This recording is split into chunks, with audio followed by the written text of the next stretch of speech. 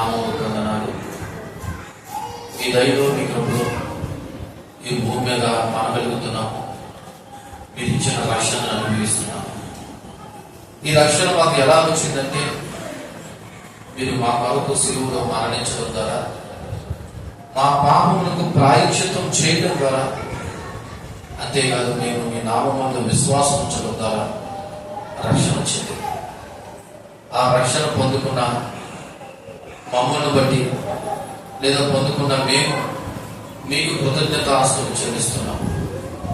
ఇక్కడ ఉన్న వారిలో ఇంకా ఎవరైనా రక్షణ అనుభవం లేకపోతే రక్షణ అనుభవం ఇచ్చండి.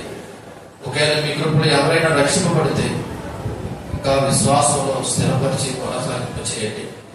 ఈ సమయంలో మీరు సిలువ మీద పలికిన 7 మాటలు ధ్యానం చేయడానికి సంఘంగా మేము అందరూ కలిసి ఏకీభవించడానికి సహాయం చేయండి. బలహీనులను అల్పుడుదని నన్ను మీ చేతులకు అప్పగించుకుంటూ నా ముఖాంతరంలో నుండి మీరే మాట్లాడి మీరు మహిమ పొంది మమ్మల్ని ఆకర్షించమని యేసుక్రీస్తు నామములో ప్రార్థన అడిగి వేడుకొనుచున్నాము తండ్రి, ఆమేన్. మొదటి మాట లూకా సువార్త 23వ అధ్యాయము 34వ వచనంలో ఈ విధంగా రాయబడి ఉంది.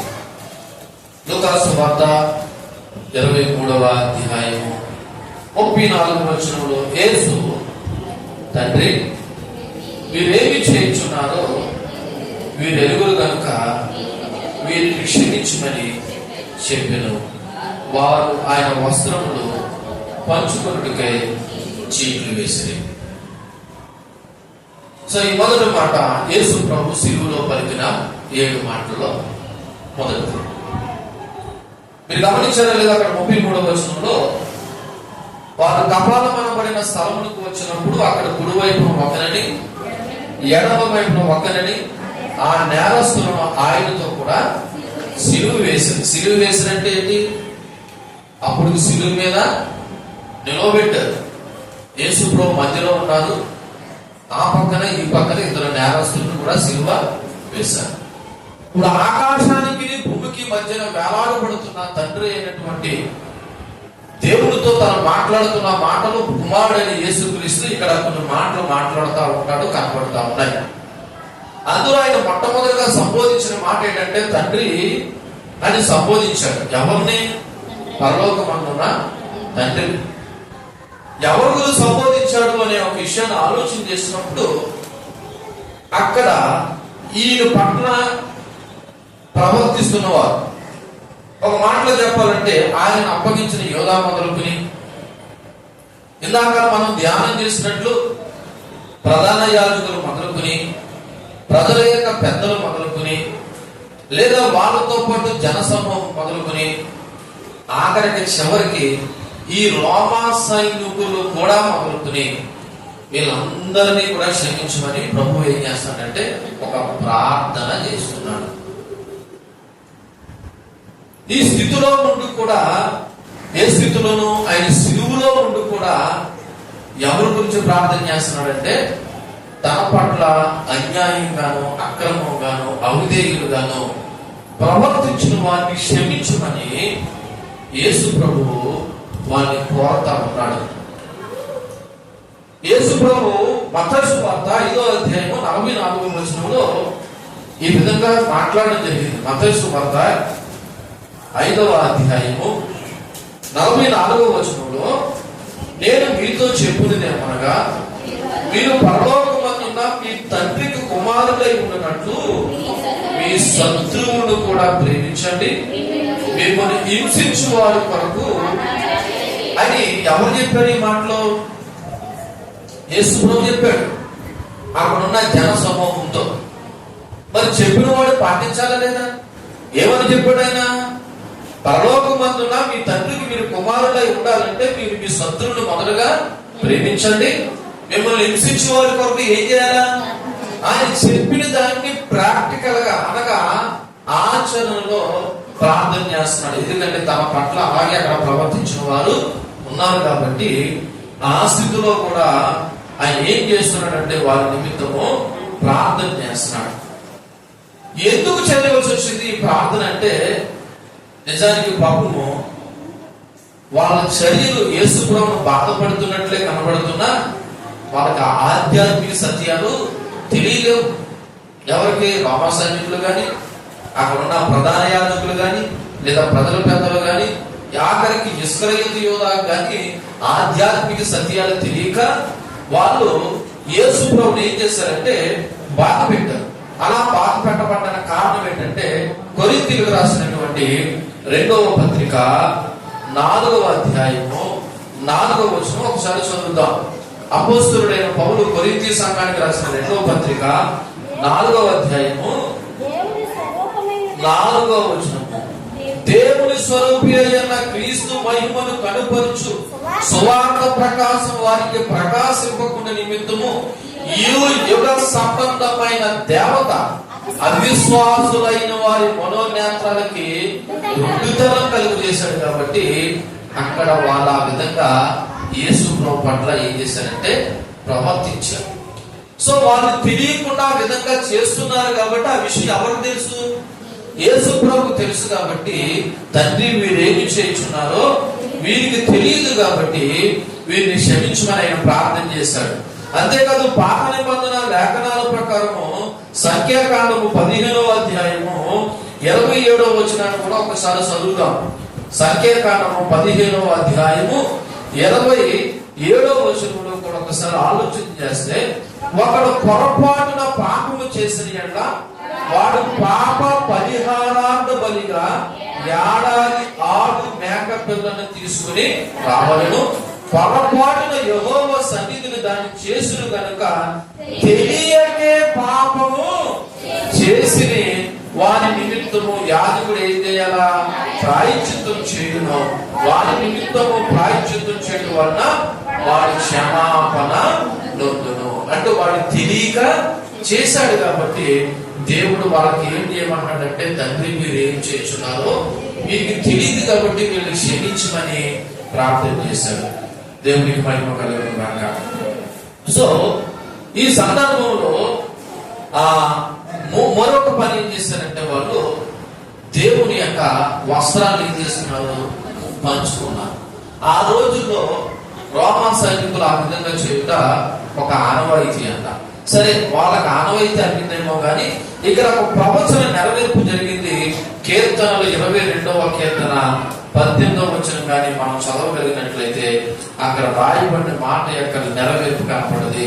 18వ వచనం, నా వస్త్రములు వారు పంచుకొనిచున్నారు, నా అంగీ కొరకు చీట్లు వేయించున్నారనే ప్రవచనం కూడా ఇక్కడ నెరవేరింది.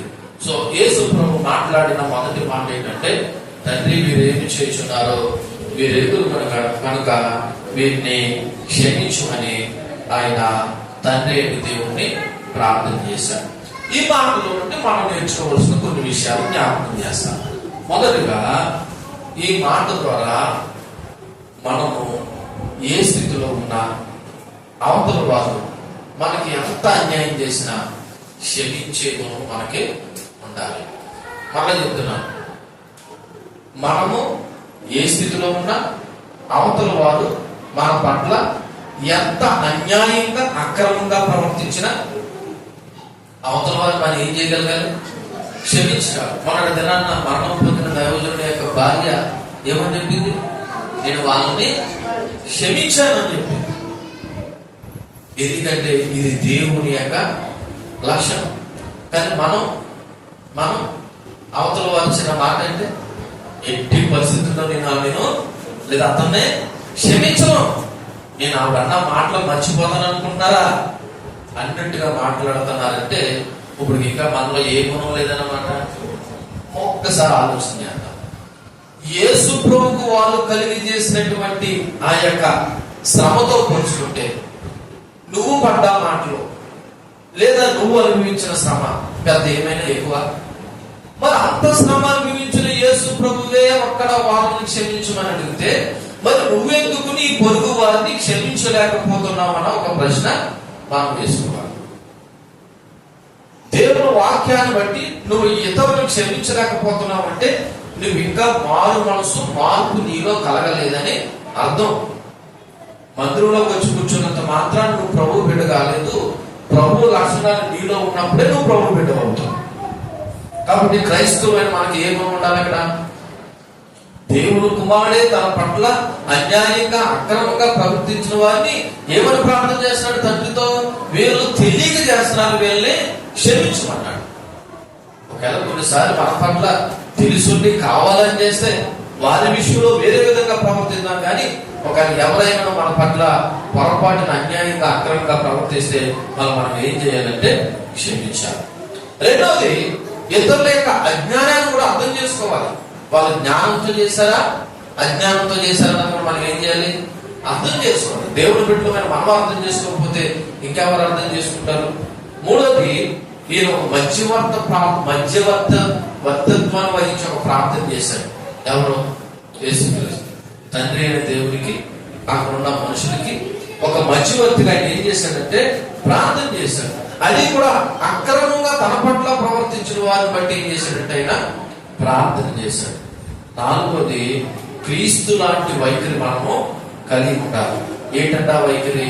విశ్వాసులు మన దైనందిన జీవితంలో వినయం కలిగి ఉండాలి, ప్రేమ కలిగి ఉండాలి, క్షమాపణ కలిగి ఉండాలి. ఇదే మనకి సిలువ నేర్పుతున్న ఒక ముఖ్యమైన మాట. అది యేసుక్రీస్తు యొక్క మాట. అయితే ఇక్కడ ఒక కండిషన్ చెప్పాలి. యేసు ప్రభు క్షమించమని అడిగింది అక్కడ ఆ సందర్భంలో, ఆ పర్టికులర్ సిలువ వేసిన సందర్భంలో వీళ్ళు ఏం చేశారన్న దాని గురించి క్షమించమని అడిగాడు తప్ప ఎప్పటి నుండో మనిషి మీద ప్రభావం చూపిస్తున్న పాపాల మాత్రం క్షమించమని ప్రార్థన చేయలేదు. మరి పాప క్షమాపణ ఎప్పుడు జరుగుతుంది? ఒకటి, ప్రభు మీద నమ్మకం ఉంచినప్పుడు. రెండోది, నువ్వు పశ్చాత్తాపం చెందినప్పుడు మాత్రమే ఏం జరుగుతుంది? పాప క్షమాపణ జరుగుతుంది. ఇప్పుడు ప్రభువు చేసిన ప్రార్థన ఒక సంపూర్ణమైన పాప క్షమాపణ గురించి చేశాడా, లేదా ఆ పర్టికులర్ సందర్భంలో తన పట్ల వాళ్ళు ప్రవర్తిస్తున్న తీరు గురించి ప్రార్థన చేశాడా? ఆ పర్టికులర్ సందర్భంలో ఆయన సిలువకు అప్పగించిన వారిని బట్టి ఏం చేశాడంటే క్షమించమని ప్రార్థన చేశాడు. ఎందుకంటే వాళ్ళు తెలియక చేశారు. కానీ తెలిసి చేసిన పాపాలు ఎన్నో ఉన్నాయి, జన్మతా వచ్చిన పాపాలు ఎన్నో ఉన్నాయి. దానికి పాప క్షమాపణ ఎలా కలుగుతుందో తెలుసా? ఒకటి, నువ్వు విశ్వాసం ఉంచాలి. రెండోది, పశ్చాత్తాపం చెందాలి. అది రెండో మాటలో మనం నేర్చుకోబోతున్నాం. ఇప్పుడు యేసు ప్రభు క్షమించమని అడిగింది దేని గురించి? ఆ పర్టికులర్ సందర్భంలో తన పట్ల అన్యాయంగా అక్రంగా ప్రవర్తించిన వారిని బట్టి, వాళ్ళు తెలివి చేసిన దాన్ని బట్టి క్షమించమని అడిగాడు తప్ప తెలిసి చేసిన దాన్ని బట్టి ఎప్పుడో పూర్వ పాపాలు ఉన్నాయి చూసారా, అవన్నిటిని బట్టి కూడా కాదు.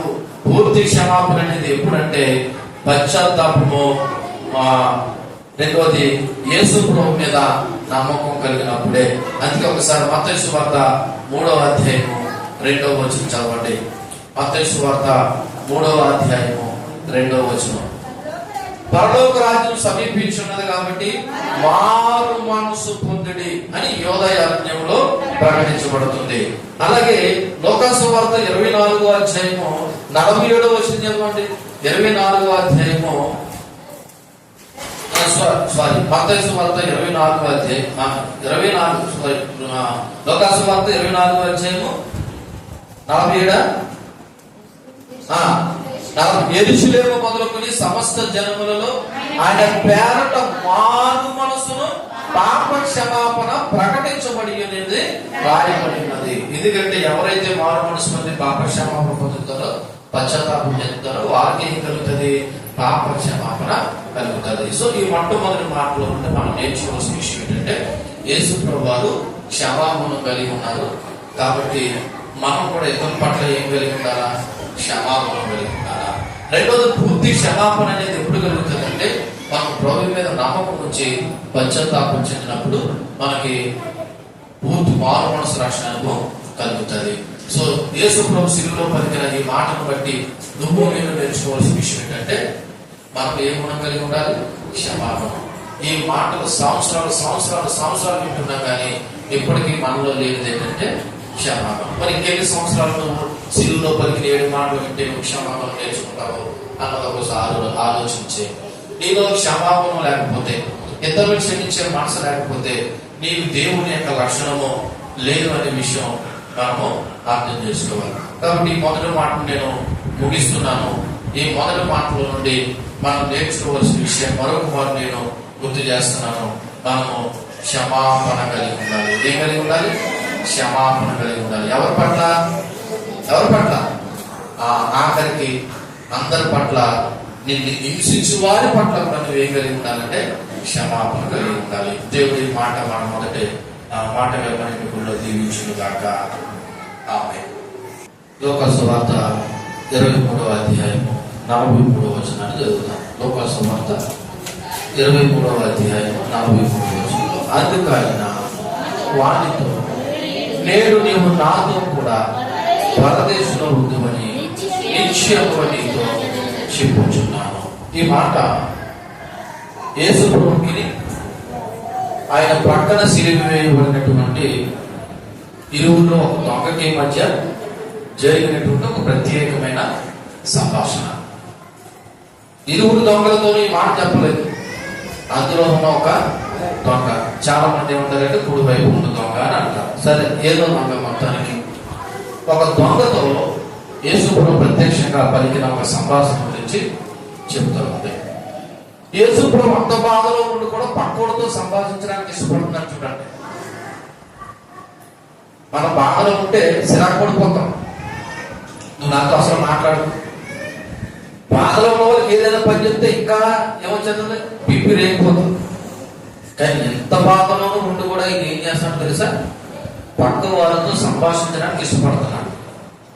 అంటే ఆయన మన పట్ల ఉన్న ప్రేమ ఒకసారి గమనించాలి. సో ఈ మాట ద్వారా దేవుని యొక్క కరుణ, ఆయన అధికారం ఏంటనేది తెలియపరచబడుతుంది. అంటే దొంగ పట్ల ఏం చూపిస్తున్నట్టు కరుణ చూపిస్తున్నాడు. రెండోది, ఆయన అధికారంతో ఒక మాట చెప్పాడు. ఏమన్నాడు తెలుసా? నేనే నాతో కూడా నువ్వు ఎక్కడ ఉంటావు? పరదేశంలో ఉంటావని అధికారపూర్వకంగా స్టాంప్ వేసి చెప్పినట్టు చెప్తున్నాడు. అంటే నువ్వు పరలోకంలో ఉంచే సామర్థ్యము ఎవరెవరన్నమాట దేవుడు మాత్రమే ఇవ్వగలరు. అయితే ఇక్కడ ఒక కండిషన్ ఉంది. ఆ కండిషన్ ఏంటంటే మనం ఇప్పుడు జ్ఞాపకం చేసుకుంటాం. చూడండి ఒకసారి 39వ వచనం, వేలాడి వేయబడిన నేరస్తులో ఒకడు ఆయన దూషించుచు, నువ్వు క్రీస్తువు కదా, నిన్ను నువ్వు రక్షించుకును, మమ్మల్ని కూడా రక్షించమని చెప్పాను. అయితే రెండో వాడు వాడిని గద్దించి, నీవు అదే శిక్షా విధిలో ఉన్నావు కనుక దేవునికి భయపడవా? మనకైతే ఇది న్యాయమే, మనం చేసిన వాటికి తగిన ఫలం పొందుచున్నాము, కానీ ఈయన ఏ తప్పిదము చేయలేదని చెప్పి. ఇలాగా మా ఉదయం ధ్యానం చేసినట్లు యేసు ప్రభువులో ఏ తప్పిదం లేదని ఎవరైనా చెప్పారు? ఫస్ట్ ఇస్కరియోతు యోధా చెప్పాడు, పిలాతు భార్య చెప్పింది, పిలాతు చెప్పాడు. ఇప్పుడు సిలువలో ఉన్న ఒక దొంగ కూడా ఏమన్నాడు తెలుసా? ఈయనలో ఏ విధమైన తప్పిదము లేదు. అంటే ఈయన ఒక నిరపరాధి, ఈయన ఒక నీతిమంతుడు. అది చెప్పడమే కాదు, నమ్మడమే కాదు, ఆయనలో ఒక పశ్చాత్తాపం కూడా కలిగింది. ఏం కలిగింది? పశ్చాత్తాపం. ఏమన్నాడు తెలుసా? ఒరే, నీవు నేను అదే శిక్షలో ఉన్నాము, మనకంటే ఇది తగినది న్యాయమైంది. ఎందుకంటే మనం దొంగలం లేదా మనము నేరస్తులు. కానీ ఈయన మాత్రము ఏ నేరము చేయనివాడు. ఇప్పుడైనా నీ బుద్ధి మారదా? ఇప్పుడైనా నువ్వు పశ్చాత్తాపం చెందవా? ఇప్పుడైనా నువ్వు మారు మనసు పొందవా అని పక్కోడిని గద్దించి తనలో తాను పశ్చాత్తాపం చెంది యేసు ప్రభువే నిజమైన దేవుడని ఒప్పుకొని దేవుణ్ణి ఈ మాట అడిగాడు. ఏమని మాట అడిగాడు తెలుసా? 42వ వచనంలో ఆయన చూచి, యేసు, నీవు నీ రాజ్యములోనికి వచ్చినప్పుడు. ఈయనకి ఎలా తెలిసింది? ఈయనకంటే ఒక రాజ్యం ఉందని, ఆ రాజ్యంలోకి ఈయన వెళ్ళబోతున్నాడని, ఆ రాజ్యంలో నేను కూడా ఉండాలని ఆశ, ఆలోచన ఎలా వచ్చింది? బహుశా ఎప్పుడో ప్రభువుని గురించి ఈయన వినుంటాడు. ఈ రోజున ప్రత్యక్షంగా, ఈ రోజునంటే ఆ సిలువు సందర్భంలో ఆయనతో పక్కనే, సిలువు పక్కన ఉండి ఆయనతో మాట్లాడే అవకాశం దొరికింది, ప్రత్యక్షంగా చూసే అవకాశం దొరికింది, నేరుగా ఆయనతో మాట్లాడే అవకాశం దొరికింది. అంతేకాదు, ఆయన బ్రతిమాలుకుంటాడు, అయ్యా నీకంటూ ఒక రాజ్యం ఉంది, నువ్వు దేవుడు కుమారుడు, నీ దేవుడు వైపు ఉన్నావు, నువ్వు చనిపోతే నువ్వు పరలోకం పోతావు, కాబట్టి నీతో పాటు కూడా నన్ను కూడా తీసుకెళ్ళు అని చెప్పాడంటే ప్రభు మీద నమ్మకం ఉంచాడా లేదా? రెండోది పశ్చాత్తాపం చెందాడా లేదా? ఇప్పుడు ఇందాక మీకు ప్రారంభంలో ముందర వచ్చిన చెప్పాను, ఆ పర్టికులర్ సందర్భంలో వాళ్ళని క్షమించమని అడిగాడు తప్ప ఎప్పటి నుండో పూర్వ పాపాలు చేసిన వారిని క్షమించమని దేవుడు అడగలేదు. మరి పూర్వ పాపాలు క్షమించబడాలంటే ఏం చేయాలా? ఈ దొంగలాగా మొదటగా ప్రభు మీద నమ్మకం ఉంచాలా, రెండోది ఏం చేయాలా? పశ్చాత్తాపము చెందాలా. అప్పుడే ఈ భూమి మీద ఉన్న ఏ మనుషులకైనా పాప క్షమాపణ అనేది కలుగుతుంది. అంతవరకు ఒక వ్యక్తికి పాప క్షమాపణ కలగదు. పాప క్షమాపణ ఇచ్చేది దేవుడే. కానీ ఎప్పుడు నువ్వు ఒప్పుకున్నప్పుడు, నమ్మినప్పుడు, లేదా పశ్చాత్తాపం చెందినప్పుడే నీకు పాప క్షమాపణ తప్ప ఆయన ప్రార్థన చేసేది కాబట్టి మన అందరి పాపాలు క్షమించబడ్డాయని మీరు అనుకోకండి. ఆయన అందరి పాపాలు క్షమించేవాడే.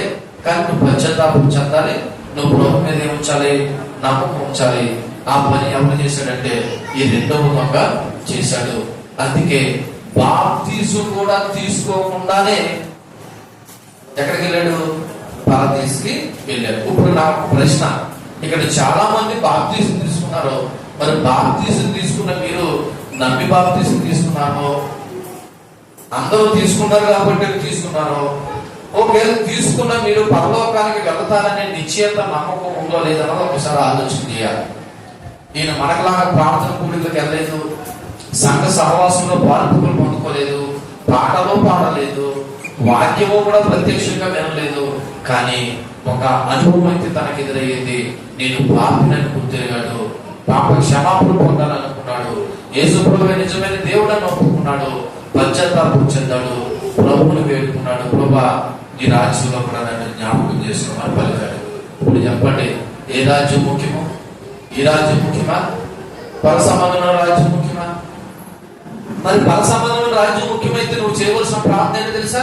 నేను పాపిని, నన్ను పరిశుద్ధపరచు, నేను పశ్చాత్తాపం పొందాలి, నాకు పాప క్షమాపణ అవసరం, నేను ప్రభు మీద నమ్మకం ఉంచాలని ఈ శిలువలో ఉన్న ఒక దొంగ పలికినట్లు నువ్వు నేను కూడా పశ్చాత్తాపం చెందకపోతే మనకి పాప క్షమాపణ లేనే లేదు. వెంటనే దేవుడు వాడి హృదయాన్ని ఎరిగిన వాడు కాబట్టి, ఇదిగో నేడే నువ్వు నాతో కూడా ఎక్కడ ఉంటావంటే పరదేశంలో ఉంటావు అనే విషయాన్ని చెప్పాడు. అంటే గమనించండి, వాడికి దేవుడు అవకాశం ఇచ్చాడంటే వాడి హృదయంలో ఏం జరిగింది తెలుసా? పశ్చాత్తాపం జరిగింది. రెండోది ప్రభు మీద ఏం ఉంచాడు? నమ్మకం కూడా ఉంచాడు. సో ఈ రెండో మాటల నుండి మనం నేర్చుకోవలసిన ఒక 3 మాటలు జ్ఞాపకం చేస్తున్నాం. యేసుక్రీస్తు మన అందరికీ రక్షకుడు, రక్షణకు హామీ ఇచ్చిన వాడు. కాకపోతే ఈ దొంగ వలె మనం కూడా ఏం పొందాలంటే పశ్చాత్తాపం పొందాలి, ప్రభు మీద నమ్మకం ఉంచాలి. ఎందుకంటే ఆయన ఎప్పుడో రక్షణ మన హామీ ఇచ్చేసి వెళ్ళిపోయాడు. సిలువలో ఉన్న ఒక దొంగతో చెప్పినట్లు మనము కూడా రేపు దినాన పరలోకంలో ఉండాలంటే మనకి ఏం అవసరం తెలుసా? రక్షణ అవసరం. ఏ అవసరం? రక్షణ అవసరం. అది ఆ దొంగ పొందుకున్నాడు. మనం కూడా ఏం చేయాలా? ఒకవేళ పొందుకోలేని వారు ఎవరైనా ఉంటే పొందుకోండి.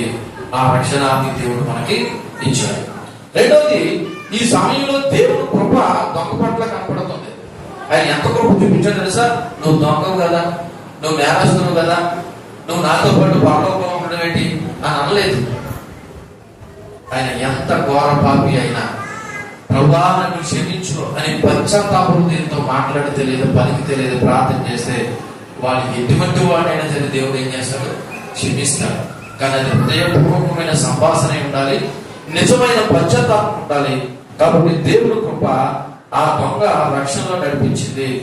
రక్షణ అనేది విశ్వాసం మీద, పశ్చాత్తాపం మీద ఆధారపడి ఉంటాం తప్ప మన క్రియల మీద కాదు. రక్షణ దేని మీద ఆధారపడి ఉంటుంది? దేని మీద ఆధారపడి ఉంటుంది? ప్రభు మీద నమ్మకం మీద, పశ్చాత్తాపం మీద ఆధారపడి ఉంటాం తప్ప మన క్రియల మీద కాదు. మూడవది, విశ్వాసులు నిజమైన లేదా తక్షణమైన గమ్యస్థానం అనేది మనము మరణం తర్వాత పొందుకునేది నిత్యజీవం. ఆ నిత్యజీవం ఇవ్వడానికి యేసు ప్రభు నీ కొరకు నా కొరకు సిలువలో చనిపోయాడు. చెప్పండి, ఇక్కడే భూమి మీద ఉండిపోదాం అనుకున్న వాళ్ళు ఎంతమంది? ఒకవేళ మీరు ఉండిపోదాం అనుకున్నా ఉండడం అసాధ్యం. ఎందుకంటే ఎప్పటికప్పుడు ప్రతి ఒక్కరు ఏం పొందుకోవాలా? మరణం అనే పిలుపుని పొందుకోవాలా లేదా వెళ్ళిపోవాలా? అది పొందుకున్నా లేదా వెళ్ళిపోయిన తర్వాత మనం ఎక్కడ ఉండాలంటే నిత్య జీవంలోకి వెళ్ళాలి.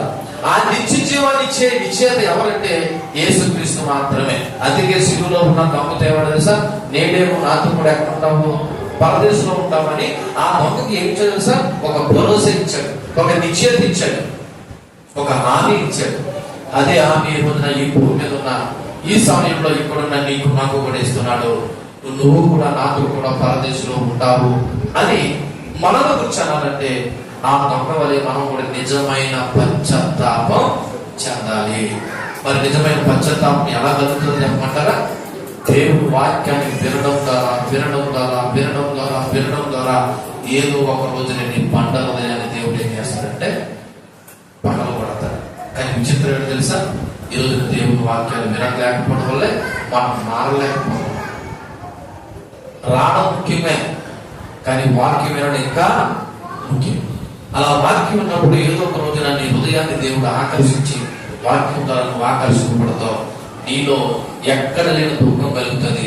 దాన్ని నిజమైన పశ్చాత్తాపం అంటారు, రక్షణార్థమైన మారు మనసు అని కూడా అంటారు.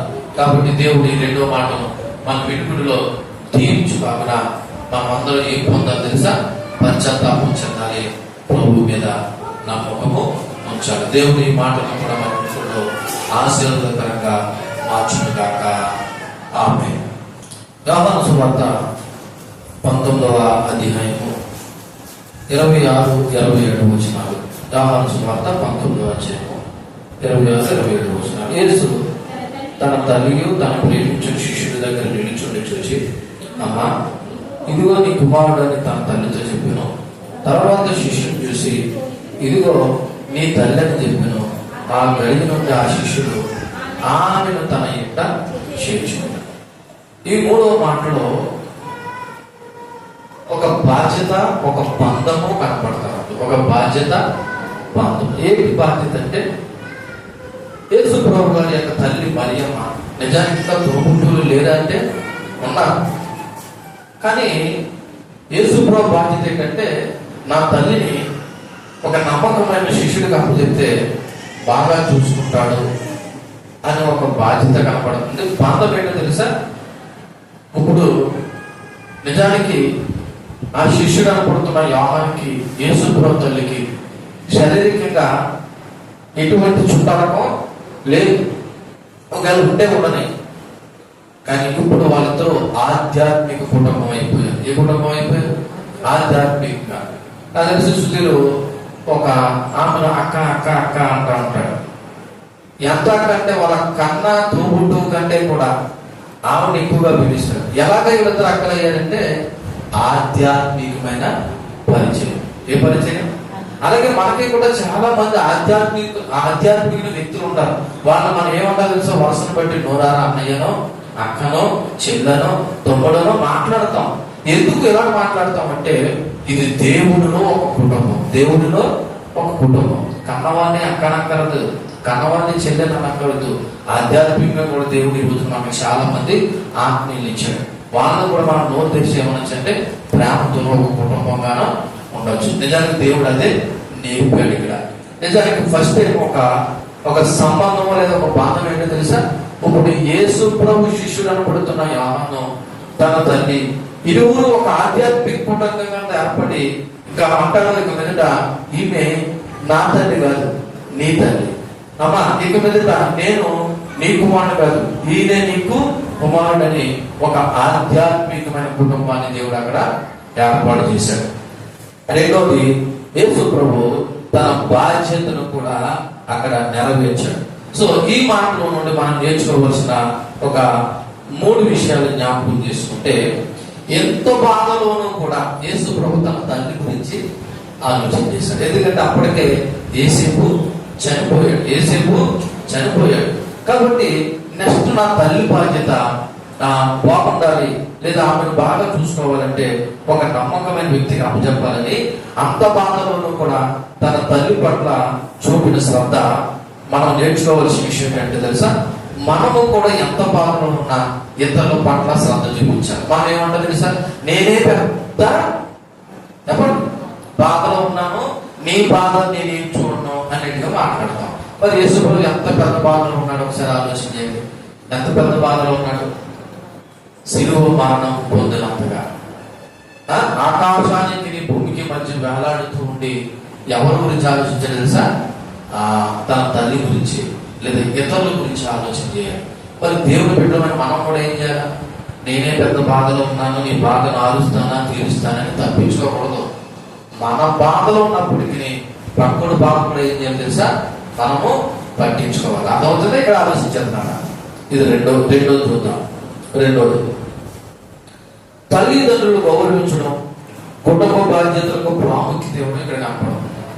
తల్లిదండ్రుల్ని గౌరవించడం, రెండోది కుటుంబ బాధ్యతలకు ప్రాముఖ్యత. యేసు ప్రభు ఎక్కడ కూడా మీరు నన్ను నమ్ముకున్నారు కాబట్టి మీ కుటుంబాన్ని విడిచి వచ్చేయండి, మీ తల్లిదండ్రులు విడిచి వచ్చేయండి, మీ బంధువులు విడిచి వచ్చేయండి అని అనలేదు. కానీ ఒక సందర్భంలో అంటాడు, నన్ను వెంబడించేవాడు తన కుటుంబాన్ని, తన యొక్క తల్లిని లేదా బంధువులను, అవసరమైతే నీ ప్రాణాన్ని కూడా ఏం చేయమంటాడు, ద్వేషించకపోతే వాడు నా శిష్యుడు కానేరని అంటాడు. అంటే అర్థం ఏంటో తెలుసా, ప్రభువును నమ్ముకోవడానికి అవసరమైతే నీ ప్రాణము కూడా నీకు ఆటంకంగా ఉంటే దాన్ని ద్వేషించాలి. ఎందుకో తెలుసా, దేవుడి యొక్క రాజ్యానికి నువ్వు వారసుడు కావాలంటే నీ తల్లి కంటే, నీ తండ్రి కంటే, ఆఖరికి నీ ప్రాణం కంటే నీకు దేవుడు ముఖ్యం.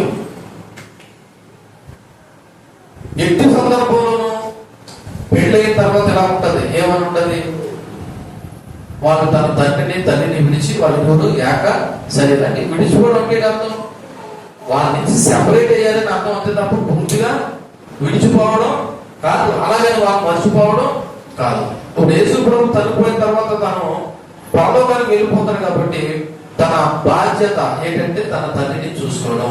సో తన కుటుంబ బాధ్యత నిర్వర్తించడానికి ఒక చక్కటి బంధాన్ని బంధుత్వాన్ని అక్కడ దేవుడు ఏర్పాటు చేశాడు. మూడోది, ఇక్కడ యాహాను అనగా ఈ ప్రియమైనటువంటి వ్యక్తి ఎవరంటే యాహాను, అప్పగించిన వ్యక్తి పేరు, శిష్యుడి పేరు పేరంటే యాహాను. ఆయన ఒక సాక్షిగాను ఉన్నాడండి. ఆయన ఒక సాక్షిగాను కుటుంబ బాధ్యతను అప్పగించిన విషయంలో అక్కడ ఒక ప్రత్యక్షమైన సాక్షిగా ఉన్నాడు. తర్వాత దేవుని పనిని కొనసాగించడంలో ఒక సాక్షిగా కూడా అక్కడ ఏం చేస్తున్నాడంటే కనపడుతున్నాడు. అందులో భాగంగానే తన తల్లితో అనగా యేసుప్రభు తల్లితో ఒక ఆధ్యాత్మికమైన కుటుంబంగా ఆయన తర్వాత తన జీవితాన్ని కొనసాగించాడు. అక్కడ రాయబడిన మాట మరలా నేను చదువుతున్నాను, 26వ వచనం. యేసు తన తల్లియు తాను ప్రేమించిన శిష్యుడి దగ్గర నిలిచి చూచి, అమ్మగారి ఇదిగో నీ కుమారుడు అని తన తల్లితో చెప్పాడు. తర్వాత శిష్యుని చూసి ఇదిగో నీ తల్లని చెప్పాడు. ఆ గడియ నుండి, ఎప్పటి నుంచి, ఆ గడియ నుండి అంటే యేసు ప్రభు చెప్పిన ఆ గడియ నుండి అతను ఏం చేశాడంట, ఆ శిష్యుడు ఆమెను తన ఇంట ఇప్పుడు నేను ఏం చెప్పదలిసానంటే, దేవుడు చెప్పిన ఏ మాట అయినా ఈ క్షణం వింటే ఈ క్షణం నుంచి నువ్వు ఫాలో అవ్వాలి, అంటే పాటించాలి. ఇప్పుడు దేవుడు వాక్యం ద్వారా ఏదో కొత్త విషయం నేర్చుకున్నావమ్మా, ఈ కొత్త విషయం నేను జనవరి 1 నుంచి పాటిస్తానని అనకూడదు. లేదా ఈ కొత్త విషయము లేకపోతే నేను వచ్చే సంవత్సరం నుంచి మారిపోతానని అనకూడదు. ఎప్పటి నుంచి మారుతామని అనాలా? ఆ మాట విన్న ఆ క్షణం నుండి నీలో ఏం కలగాల చెప్పనమ్మా, మార్పు కలగాలి. ఆ క్షణం నుండి మనకి మార్పు కలగట్లేదు కాబట్టి ఎన్ని సంవత్సరాలైనా జరిగి మనం ఎలా ఉంటున్నాం, వాక్యం మంచి వాక్యాలు వింటున్నాం, మాటలు మంచి మాటలే వింటున్నాం, కానీ తీర్మానాలు తీసుకోవడానికి సంవత్సరాలు పడేస్తుంది. కానీ యేసు ప్రభు శిష్యుడు ఆ తీర్మానం ఎప్పుడు తీసుకున్నాడంటే అప్పగించిన బాధ్యతను ఆ గడియలే. ఈ మధ్యాహ్న కాల సమయంలో దేవుడి గురించి నువ్వు ఏదైనా ఒక మాట విన్నప్పుడు, దేవుడు నీతోనే మాట్లాడని అనుకున్నప్పుడు నువ్వు తీర్మానం ఎప్పుడు తీసుకోవాలి తెలుసా? ఆ సమయంలోనే తీసుకుని పాటించాలి. అప్పుడే నువ్వు దేవుడి శిష్యుడు అవుతావు. లేకపోతే ఎన్ని సంవత్సరాలైనా అలా బట్టి నడుస్తూనే ఉంటావు తప్ప మనలో మార్పు అనేది కలగదు. కాబట్టి గమనించండి, ఈ 3వ మాట ద్వారా మనం నేర్చుకోవాల్సిన విషయం ఏంటంటే, నువ్వు ఎంత బాధలో ఉన్నా ఇతరుల బాధలు ఏం చేయాలి, పట్టించుకోవాలా. రెండోది కుటుంబ బాధ్యతలు, తల్లిదండ్రులు ఏం చేయాలా? గౌరవించాలి. మూడోది నువ్వు అనేకులు సాక్షిగా ఉండడానికి ఆగలి నుండి నువ్వు మంచి తీర్మానాలు తీసుకోవాలి. అటువంటి కృప, అటువంటి ధన్యత దేవుడు మనందరి బ్రతుకుల్లోనూ ఇచ్చునుగాక. ఆమె ఈ మూడో మాటను బట్టి కూడా మనము ప్రార్థన చేద్దాం.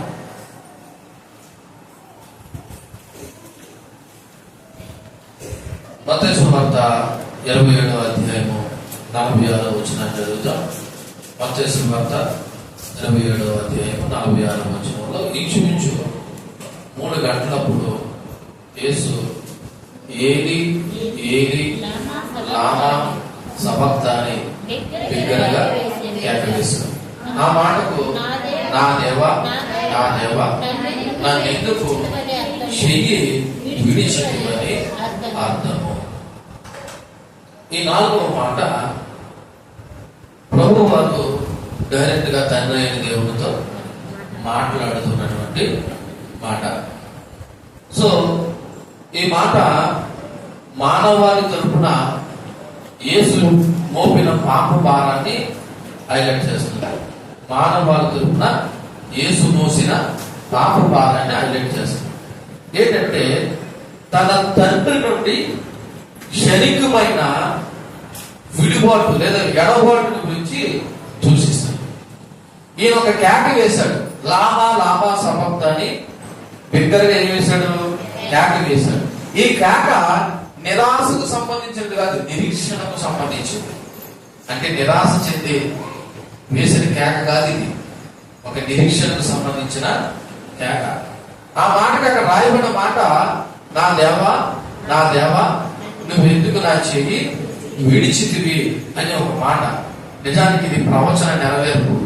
అలాగా దేవుడు దాన్ని విడిచిపెట్టకపోతే ఈ రోజున మనకి పాప క్షమాపణ ఉండేది కాదు. చదవండి 22వ కీర్తన 1వ వచనం. 22వ కీర్తన 1వ వచనం చదవండి. నా దేవా నా దేవా నీవు నన్నేల విడనాడితివి, నన్ను రక్షింపక నా ఆర్తధ్వని వెనుక ఈ వేళ దూరముగా ఉన్నావు. ప్రవచన నెరవేర్పులో భాగంగా దేవుడు కుమారుడైన యేసుక్రీస్తు యొక్క చేయిని ఏం చేశాడంటే విడిచిపెట్టాడు. రెండోది యేసు యొక్క బాధ యొక్క లోతు కూడా ఇక్కడ తెలియపరచబడదు. యేసు యొక్క బాధ యొక్క లోతు, ఏడు లోతు. దేవుడు ఇంతవరకు అనగా కుమారుడైన యేసుక్రీస్తు ఇంతవరకు ఏదైనా ఆశ్చర్య కార్యాలు చేశాడంటే దానికి వెనకాల బ్యాక్గ్రౌండ్ ఏమంటే తన తండ్రి అయిన దేవుడు. ఇప్పుడు తండ్రి అయిన దేవుడే కానీ తన చెయ్యి విడిచిపెడితే తనకి ఏమీ చేయలేడు. సో తండ్రి పట్ల లేదా తన యొక్క బాధ పట్ల ఆ లోతు, ఆ తీవ్రతను ఒక్కసారి ఆలోచన చేయాలి. రెండోది యేసు ప్రభు ఈ మాట పలకడం ద్వారాను పాపము మరియు విభజన యొక్క వాస్తవికత, అంటే ఇక్కడి నుంచి దేవుడి యొక్క విభజన వచ్చేసింది పాపానికి, అలాగే విభజన యొక్క వాస్తవానికి విభజన వచ్చింది. యేసు ప్రభు గాని ఆ మాట విని లేదా ఆ మాట పలికి కానీ తను చనిపోకపోతే ఇప్పటికీ కూడా మన మీద ఏమి ఏలుబడి చేసిందంటే పాపం అనేది ఏలుబడి చేసింది. ఇంచుమించు అక్కడ 3 గంటలకు రాయబడి ఉన్నది. వాళ్ళ టైం ప్రకారం ఉదయం 9 గంటలకు. ఎన్ని గంటలకి? ఉదయం 9 గంటలకి ఆయన గట్టిగా కేకలు వేసి ఎందుకు నా చెయ్యి విడిచిదు అని పలికారు. ఒక మాట చెప్తాను ఇక్కడ మనం నేర్చుకోవాల్సిన విషయం. దేవుడు కానీ మన చెయ్యి విడిచిపెడితే మనం ఏమీ చేయలేము. నీ బలము కాదు, నీ ధనము కాదు, నీ బంధువులు కాదు, నీ జ్ఞానం కాదు, లేదా నీకున్న ఏది కూడా ముఖ్యమైనది కాదు. నువ్వు ఈ భూమి మీద కార్యాలు జరిగించిన యేసు ప్రభు అంతటి వాడే నోరాలా పలికిన మాట ఏదో తెలుసా? నువ్వే నా చెయ్యి విడిచిపెడితే నేనేటి చేసేది అన్నాడు. మరి ఈ రోజున మనం అనుకోవచ్చు తెలివిగా, దేవుడితో పని ఉంది, దేవుడు ఉంటేనే కార్యాలన్నీ చేశానా, నా బలం వల్ల, నా శక్తి వల్ల, నా జ్ఞానం వల్ల, నా తెలివితేటల వల్ల ఇవన్నీ చేశాను అని నువ్వు అనుకుంటే దానివల్ల నీకేమీ ప్రయోజనం లేదు. ఒకవేళ నువ్వు చేసినవన్నీ శిథిలమైపోతాయి. దేవుని సహాయంతో దేవుని మీద ఆధారపడితే శిథిలం కానిటువంటి నిరీక్షణతో కూడిన ఒక జీవితం ఉంది. అది పొందుకోవడానికి మనం అందరం కూడా దేవుని మీద ఆధారపడాలి. ఎవరి మీద ఆధారపడాలి? దేవుని మీద ఆధారపడాలి. ఇప్పుడు కుమారుడైన యేసుక్రీస్తు ఎవరి మీద ఆధారపడ్డాడు? మరి తండ్రి అయిన దేవుని మీద ఆధారపడితే ఇప్పుడు అదే యేసుక్రీస్తు మన తండ్రి అయితే మరి ఆయన పిల్లల మీద మనం ఎవరి మీద ఆధారపడాలి? ఆయన మీద ఆధారపడాలి. నువ్వు ఆయన మీద ఆధారపడకుండా ఏదైనా చెయ్యాలనుకుంటే ఒకవేళ చేశానని నువ్వు అనుకోవాలేమో, కానీ అది నిలవదు. నిలిచేది ఆయన మీద ఆధారపడేదే. యేసు ప్రభు ఆ విషయంలో తండ్రితో తన ఎడబాటును తట్టుకోలేకపోయాడు. ఎవరితో ఎడబాటు? ఆయన ఈ లోకానికి వచ్చింది మొదలుకొని చనిపోయేంత వరకు కూడా ఎక్కడ కూడా తండ్రి వేరు తన వేరు కాదు. తండ్రి తనతో ఉన్నాడు, తను తండ్రితో ఉన్నాడు. కానీ ఈ పర్టికులర్ సమయంలో ఎందుకు నన్ను విడిచిపెట్టేశావు అనేది తండ్రితో తన ఎడబాటును తట్టుకోలేకపోయాడు. కానీ మనం ఎన్ని రోజులు ప్రార్థన మానేసినా మనకి బాధ ఉండదు, వేదన ఉండదు. ఏముండదు? బాధ ఉండదు, వేదన ఉండదు. ఎందుకు ఉండదంటే తండ్రికి నీకు ఏం లేదంటే సంబంధం లేదు కాబట్టి. యేసు ప్రభువుకి తండ్రి అయిన దేవునికి సంబంధంగా ఉంది కాబట్టి, ఆ సంబంధం విలువేటో తెలుసు కాబట్టి ఆయన తట్టుకోలేకపోయాడు. నువ్వు కూడా దేవునితో సంబంధం కలిగి ఉంటే ఆ సంబంధం విలువేటో నీకు అర్థమైతే నువ్వు కూడా ఎట్టి పరిస్థితుల్లో దేవుని సన్నిధి నువ్వేం చేయవు? నిర్లక్ష్యం చేయవు, విడిచిపెట్టవు. ఏం చేయవు? నిర్లక్ష్యం చేయవు, విడిచిపెట్టవు. ఈ రోజున దేవునితో సంబంధాన్ని మనం కలిగి ఉండాలి. ఎవరితో సంబంధాన్ని? ఎడబాటు కాదు కావాల్సింది. ఎన్ని రోజులు ప్రార్థనకపోయినా పర్లేదు, నేను హాయిగా ఉంటాను, అమ్మయ్యా అయిపోయే ఇక రేపు నుంచి నేను ప్రార్థనకి అంటే నువ్వేం కోరుకుంటున్నావు? దేవుడితో ఎడబట్టి కోరుకుంటున్నావు. దేవుడితో ఎడబాటు కాదు కావాల్సిన మాకి, దేవుడితో సంబంధం కలిగి ఉండాలి. దేవునికి మహిమ కలిగి ఉండాలి. దేవుని మీద ఆధారపడాలి, దేవుడిని వెంబడించాలి, దేవునికి లోపడాలి, దేవునికి భయపడాలి. నువ్వు దేవుడిని విడిచిపెట్టి ఈ భూమి మీద ఏదైనా చేయగలిగేమో కానీ పరలోకాన్ని మాత్రం నువ్వు ఎప్పుడు పొందుకోలేవు. అది పొందుకోవాలంటే మేము ఎవరి మీద ఆధారపడాలంటే దేవుని మీదే ఆధారపడాలి. కాబట్టి ఈ 4వ మాట నుండి మనం నేర్చుకోవాల్సిన విషయం ఏంటంటే ప్రభువు మనందరి మానవుల యొక్క పాప భారాన్ని మోసి ఒక నిరీక్షణతో కేక వేసి ఏమన్నాడంటే నువ్వెందుకు నా చెయ్యి విడిచిదు అని అడిగాడు. అంటే దాని అర్థం దేవుడితో తన సంబంధాన్ని ఎడబాటుని ఆయన తట్టుకోలేకపోయాడు. ఈ రోజున దేవుడి పిల్లల మనము కూడా దేవునికి ఎడబాటుగా ఉండకూడదు, ఆయనతో సంబంధం కలిగి ఉండాలి. అప్పుడే మనము ఆధ్యాత్మికమైన కార్యక్రమాలు చేయగలుగుతాం. దేవుని మాటను మన వెనుకల్లో దీవించి ఫలింపు చేయగాక. ఈ మాట గురించి మనం ఒక మాట చిన్న మాట ప్రార్థన చేద్దాం. 19వ అధ్యాయము 28వ వచనాన్ని మనం చదువుదాం. యోహాను సువార్త 19వ అధ్యాయము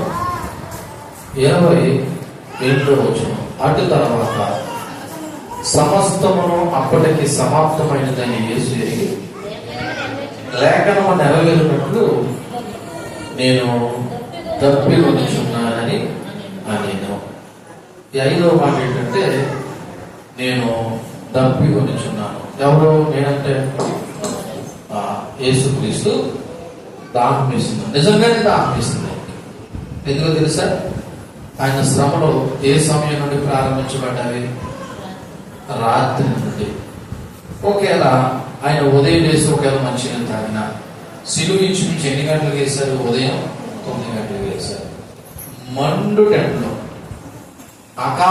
ఆకాశానికి భూమికి మధ్యన వేలాడుతున్న ఏ ఒక్కరికైనా ఏం వేస్తుంది? దాహం వేస్తారు. ఇక్కడ ఆయన మానవ స్వరూపము లేదా మానవ స్వభావం కూడా కనబడుతూ ఉంది. మానవ యొక్క స్వభావం కూడా కనబడుతూ ఉంది. ఇక్కడ చెప్పబడినట్లు ఆయనకి ఏం వేసిందంటే లేఖనం నెరవేరినట్లు దాహం వేసిందంట. చూడండి, ఆ లేఖనం ఎక్కడ నెరవేరబడిందంటే కీర్తనలో 69వ కీర్తన 21వ వచనాన్ని ఒకసారి మనం చదువుదాం. 69 21 వారు చేదును నాకు ఆహారంగా పెట్టిరి, నాకు దప్పి అయినప్పుడు చిరకను త్రాగనిచ్చి. చూడండి ఆ మాట ఇక్కడ రాయబడిన చూడండి 29వ వచనంలో 19వ అధ్యాయం యోహాను సువార్త. చెరకతో నిండి ఉన్న ఒక పాత్ర అక్కడ పెట్టి ఉండిన వెనుక వారు ఒక స్పాంజీ చెరకతో నింపి ఇస్సోపు పుడకను తగిలించి ఆయన నోటికి అందించి యేసు ఆ చెరక పుచ్చుకొని సమాప్తమైందని చెప్పి తల నుంచి ఆత్మను అప్పగించుకున్నాడు. అది 6వ మాట. కానీ ఏం చెరక? ఒక ఇస్సోపుతో చేదు చెరక. దీనికేమో దాహం వేస్తే ఏమవ్వాలి? మంచినీళ్ళు అవ్వకుండా ఏం ఇచ్చారంట? చేదు చెరకని ఇచ్చారు. అంటే వాళ్ళు ఇలా ఆలోచన చేసుకుంటచ్చు. ఏమంటే నొప్పులతో బాధపడుతున్న వ్యక్తికి కొద్ది మొత్తుడై ఆ నొప్పులు భరించడానికి, నిద్రపోవడానికో ఉపశమనం కలిగించడానికో ఒక మందు లాంటిది ఇవ్వాలని ఆలోచన చేశారు. కానీ దేవుడు దాన్ని పుచ్చుకోవడానికి ఇష్టపడలేదు. ఒకవేళ నిజంగా కానీ తాగుతుంటే కొంతమంది మాట్లాడినట్టు ఎలా కూడా మాట్లాడినేమో. ఏమని? ఆయన మత్తు మందు తాగి లేక తాగుపోతే సిలువలో చచ్చిపోయాడని కూడా అందురేమో. కానీ యేసు ప్రభు ఆ చేదు చెరకుని ఏం చేయలేదట? తాగలేదు. అంటే తను భరించే బాధ అంతా ప్రత్యక్షంగా అనుభవించాడు తప్ప ఎక్కడా కూడా సరే బాగానే చేదు చెరకనిచ్చారు, ఇదే అవకాశంగా తీసుకుని తాగేసి కొంచెం సిలువలో మత్తుడైపోతాం, మళ్ళా తేరుకున్న తర్వాత మాట్లాడదామని ఆయన అనుకోలేదు. ఎందుకంటే దేవుడు తప్పించుకునేవాడు కాదు. మనమైతే దేవుడు సన్నిధి రావడానికి తప్పించుకుంటాం, దేవుడు పనిచేయడానికి కూడా తప్పించుకుంటాం. ఆయన నాకు దాహం వేస్తుంది అనే మాట లేఖనం నెరవేరినట్లు ఆయన పలికాలు నిజంగానే ఆయనకి దాహం వేసింది. సో ఈ మాట నుండి మనం నేర్చుకోవాల్సిన కొన్ని విషయాలు జ్ఞాపకం చేసుకుంటే, యేసు ప్రభు మన వలె ఆయన శారీరకమైన మానసికమైన బాధలు అనుభవించాడు. ఆయన అనుభవించిన తండ్రి మాట మాత్రం ఎక్కడ జమదాటలేదు. ఆయన మనకులాగే శారీరక స్వభావాన్ని కలిగి భూమి మీదకి వచ్చాడు. కానీ ఎక్కడ కూడా తండ్రి మాటను ఏం చేయలేదు? జమదాటలేదు. అదే మనం అయితే ఏమో తెలుసా? నేను పడ్డ బాధలు నీకు పడలేదు, నీకు తెలియక నువ్వు ఆ బాధలో ఉంటే నువ్వు కూడా అలాగే చేయదు అంటారు. ఎలాగా? ఆమంట బాధలో ఉంటే తప్పు చేసిందంట, పాపం చేసిందంట, నువ్వు కూడా ఆ బాధలో ఉంటుంటే నువ్వేం చేయలేదు అని మనం చెప్పుకుంటాం. కానీ తండ్రి అనే దేవుడు మనకులాగే శారీరక మానసిక బాధలు అనుభవించిన ఎక్కడ తండ్రి మాటకి ఏం చేయలేదైనా జవదాటలేదు. అవకాశాన్ని పాపంగా ఎంచుకుని ఎక్కడైనా దేవుడికి వ్యతిరేకంగా ప్రవర్తించలేదు. రెండోది, యేసు బాధ నిజమైనది మరియు లోతైనది. యేసు బాధ నిజమైనది, ఆయన నిజంగానే బాధపడ్డాడు. ఆ బాధ ఎంత తీవ్రమైనదంటే ఆయన చేదు చెరకనిచ్చారంటే ఆయన ఎంత బాధపడుతున్నారు అన్నది ఒకసారి ఆలోచన చేయాలి. దీన్ని బట్టి మనం నేర్చుకోవాల్సిన విషయం తెలుసా? ఎంత బాధపడ్డాన్ని మేము నీ పట్ల కృతజ్ఞత కలిగి ఉండాలని నేర్చుకోవాలి క్రైస్తవులు. దేవుని ఎరగిన వారు కృతజ్ఞత లేకుండా బ్రతికితే బ్రతికరేమో కానీ దేవుని ప్రజలమైన మనం మాత్రం దేవుడి పట్ల ఏం చూపించాలి? కృతజ్ఞత చూపించాలి. ఎవరి కొరకు చనిపోయింది అయినా మరి మన కోసం అనే మాట నీ నోటి వెంబడి వచ్చినప్పుడు నువ్వు ఆయన కొరకు ఎందుకు బ్రతకట్లేదు అని ఒకసారి ఆలోచన చేసుకోవాలి. ఆయన మన కొరకు చనిపోయాడు నిజమే. ఇప్పుడు బ్రతుకుతున్న బ్రతుకు మాకు కాదు, ఎవరిచ్చింది?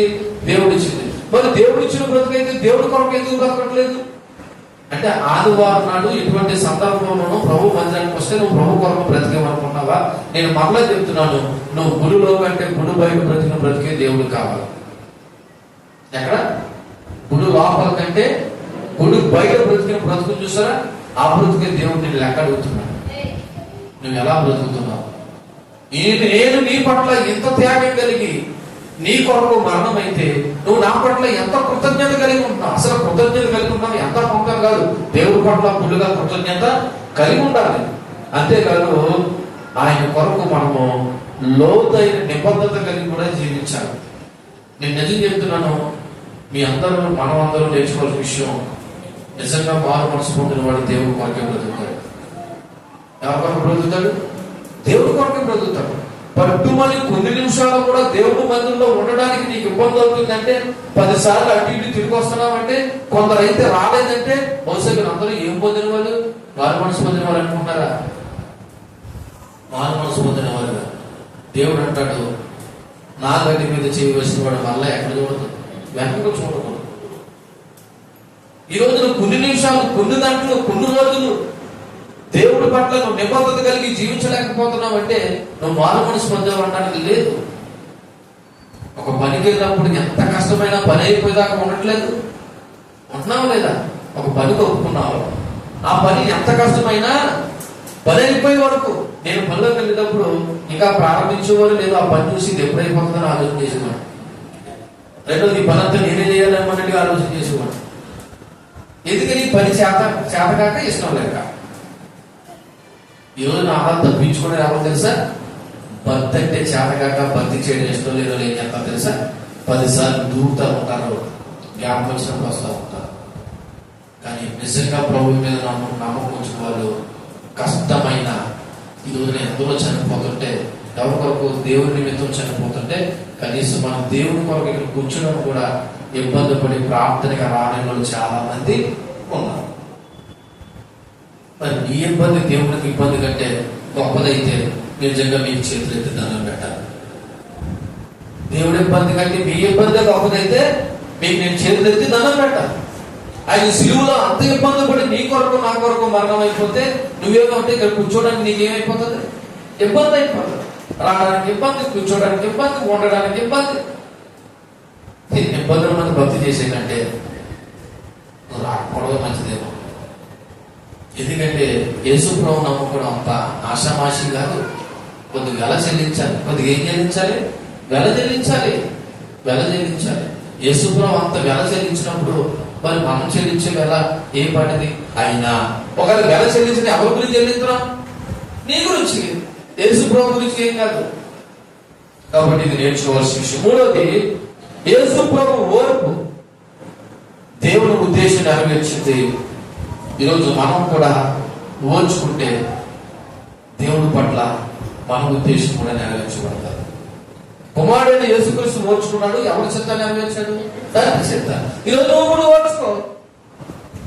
దేవుడి చిత్తాన్ని నెరవేర్చిన వాడు అవుతావు, నెరవేర్చిందని అవుతావు. పరలోకమందు ఉన్న దేవుడి చిత్తం నెరవేరినట్లు భూమి మీద కూడా దేవుడి చిత్తం మనం ఏం చేస్తాం? ఎవరు నెరవేరుస్తారు? ఆయన పిల్లలు మాత్రమే నెరవేరుస్తారు. అప్పుడే ఈ ప్రారంభం నుంచి ఇప్పటికి ఎంతమంది బయటకు పోయారో, ఎంతమంది లోపలికి వచ్చారో, ఎంతమంది తిరుగుతున్నారో, ఎంతమంది ఇది చేస్తున్నారో అంటే మనం ఎక్కడ కూర్చోవడానికి ఇష్టపడలేదు? దేవుడి సన్నిధానంలో. మరి ఎక్కడ కూర్చోవడానికి ఇష్టపడలేదు నిన్ను పరలోక రాజ్యంలో రానిస్తాడు దేవుడు? చెప్పడమా? ఈ భూమి మీద దేవుడి సన్నిధానంలో ఉండడానికి ఇష్టపడలేని నువ్వు మరి నిత్యరాజ్యంలో పరిశుద్ధమైన స్థలంలో నిన్ను దేవుడు ఎందుకు ఉంటాడు? ఇది ట్రైన్ పీరియడ్. ఇక్కడ ట్రైన్ అంటే తెలుసా? ఇక్కడ ఎవరైతే భక్తి నేర్చుకుని ప్రభు పట్ల భయము భక్తి కలిగి ఆయన ఆరాధిస్తారో అక్కడ వాళ్ళని ఏం చేస్తాడు? దేవుడు వెల్కమ్ చేస్తాడు, అలౌ చేస్తాడు, ఆహ్వానిస్తాడు. ఇక్కడే నీకు ఇబ్బంది అయితే అక్కడ ఉండడానికి కూడా నువ్వు ఇంకా ఇబ్బంది పడతావు. ఒక రకంగా నువ్వు అక్కడికి ఎదగపడమే దేవుడు కూడా నీకు అవకాశం ఉండేది. నేను ఏం చెప్పదలిసానంటే మాట ద్వారా ఆయనకి దాహం వేసిందంటే ఎవరి నిమిత్తం దాహం వేసింది? అంత ఆ పరిస్థితి ఎందుకు ఆయనకి? మనకి జీవజలపు ఓట ఇవ్వాలని. ఏమంట? జీవజలపు ఓట మనకి ఇవ్వాలని ఆయన ఏమేనంట? దప్పుకున్నాడు. సమరశ్రీ ఏమడిగింది? ప్రభా, నేను మాటికి రాలేకపోతున్నాను, ఆ నీళ్ళేది ఇచ్చేస్తే నేను ఇక్కడ రావడం మానేస్తానంటాను. అప్పుడు ప్రభు ఏమన్నాడు? నేను ఇచ్చే నీళ్లు తాగితే అంత అవసరం రాదు కానీ ఇస్తాను, కానీ పోయి నీ భర్తను తీసుకుంటావు అన్నాడు. అంటే ఏంటి? ఆయన ఇవ్వడానికి కాదు, ఇస్తాడు. నువ్వు వేయడం ముందు దేవుడు ఒప్పుకోవాలి. ఎందుకని విలువైనవాడికి ఎంత ఇచ్చినా ఉపయోగపడదు. మొరటోడికి మొగల పువ్వు వాసన ఏం తెలుసు అన్నట్టు, పందికి ముత్యాల విలువ ఏం తెలుసు అన్నట్టు, ఈ రోజు విలువ లేని వారికి ఎంత రక్షణ ఇచ్చినా సరే వాళ్ళు ఏం చేస్తారు తెలుసా? దాన్ని మళ్ళీ ఎక్కడ దిగిన పాటిస్తారు. అందుకే మనం ఏమై ఉన్నామన్నది దేవుడి దగ్గర ఒప్పుకోవాలి. ఒప్పుకున్న తర్వాత దేవుడు మీకు రక్షణ అనేది ఇచ్చే ప్రయత్నం చేస్తాడు. దేవుడికి మహిమ కలుగును కాక. కాబట్టి ఈ 5వ మాట నుండి మనం నేర్చుకోవాల్సిన విషయం ఏంటో తెలుసా? మనము ఎట్టి పరిస్థితుల్లోనూ తండ్రి యొక్క మాట జవదానకూడదు. యేసు నీ కొరకు నా కొరకు అపారమైన ఖర్చు చేసి తన ప్రాణాన్ని కలగబెట్టిన మనము ఆయన పట్ల కృతజ్ఞత భావం కలిగి నిబద్ధత కలిగి జీవించాలి. మూడోది ఆయన ఓర్చుకుని తండ్రి చిత్తాన్ని నెరవేర్చాడు. మనం కూడా ఓర్చుకుని దేవుని చిత్తాన్ని భూమి మీద నెరవేర్చాలి. అటువంటి కృప దేవుడు మనకి ఇవ్వాలని మనం ప్రార్థన చేద్దాం. ఈ 5వ మాట నిమిత్తము మనం ప్రార్థన చేసుకుందాం. ఈ 5వ మాట నిమిత్తము మనం ప్రార్థన చేసుకుందాం.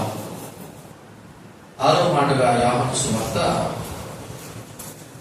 19వ అధ్యాయము 30వ వచనాన్ని చదువుదాం. యోహాను సువార్త 19వ అధ్యాయం 30వ వచనంలో, యేసు ఆ చెరక పుచ్చుకొని సమాప్తమైనదని చెప్పి తల ఉంచి ఆత్మను అప్పగించి. ఈ 6వ మాట యేసు ప్రభు భూలోక సంబంధమైన ఒక లక్ష్యాన్ని పూర్తి చేశాడనే విషయాన్ని నాకు చెప్తా ఉంది. భూలోక సంబంధమైన ఒక లక్ష్యం ఏంటంటే పాత నిబంధన ప్రవచన నెరవేర్పుగా, ఒక మెస్సయ్యగా, అంతేకాకుండా సర్వ మానవాళికి దేవుడు ఒక రక్షకుడుగా ఆయన తన వచ్చిన పని ఏం చేశాడు తెలుసా? సమాప్తము చేశాడు, అనగా ముగించాడు అనే విషయము అర్థమవుతూ ఉంది. యేసు మరణము పాపానికి అంతిమ ప్రాయశ్చిత్తం అందించింది. సమాప్తమైందని ఎప్పుడు అంటారు? అన్ని పూర్తి చేసిన తర్వాత అంటారు. యేసు ప్రభు అన్ని పూర్తి చేశాడంటావా అంటే ఒక్కసారి యోహాను సువార్త 17వ అధ్యాయము 4వ వచనాన్ని ఒకసారి చదువుదాం. యోహాను సువార్త 17వ అధ్యాయం 4వ వచనంలో, చేయుటకు నాకు ఇచ్చిన పని నేను సంపూర్ణంగా నెరవేర్చి భూమి మీద నిన్ను మహిమ పరిచితిని. అంటే తండ్రి అయిన దేవుడు కుమారుడైన యేసుక్రీస్తుకి ఏ పని అయితే ఇచ్చాడో ఆ పని ఏం చేశాడంట? సంపూర్ణంగా చేసేశాడు. అది ఎప్పుడు నెరవేర్చబడ్డదంటే ఇక సిలువలో సమాప్తమైనదని ఒక మాట పలకడం ద్వారా, ఈ సమాప్తమైన మాట గ్రీకు భాషలో పెటేలెస్టే అంటారు. పెటేలెస్టే అనే మాటకు అర్థం ఏంటో తెలుసా? పూర్తిగా చెల్లించబడ్డదంట. అంటే ఇంకా ఆయన కొద్దిగా కూడా ఏం చేయలేదంట, విడిచిపెట్టలేదు, పూర్తయ్యేది, పూర్తిగా చెల్లించబడింది అనే మాటకి అర్థం. ఆయన చెరకు పుచ్చుకున్నాడంట. ఏం చేశాడంట? ఆ చెరకు పుచ్చుకున్న మాట తాగేటట్టు కాదు, కానీ రోడ్డు దగ్గర పెట్టుకొని సమాప్తమైనదని చెప్పి తన తల వంచి ఆత్మను అప్పగించుకున్నాడు. తల వంచడం అనేది ఒక అర్థం ఏంటంటే స్వచ్ఛందంగా తన మరణాన్ని తను ఒప్పుకున్నాడని, అంటే తన ప్రాణాన్ని తనే సొంతంగా పెట్టాడని. రెండోది, తన ఆత్మను ఏం చేశాడంట? అప్పగించాడు. ఎవరికి అప్పగించుంటాడు? తండ్రి అయిన దేవునికి. ఒకటి, తండ్రి అయిన దేవుడు తనకి ఇచ్చిన పనిని ఏం చేశాడు? పూర్తి చేశాడు.